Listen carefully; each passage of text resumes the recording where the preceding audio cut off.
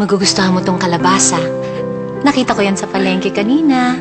Binayaran ko na rin yung tubig at kuryente. May therapy tayo bukas, ha?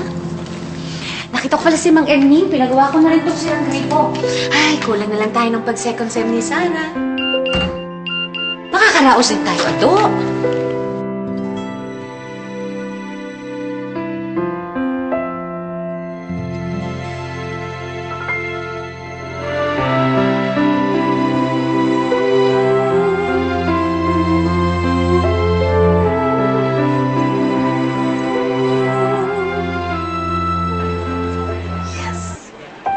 Ma, nag-good work ako ni Bossing.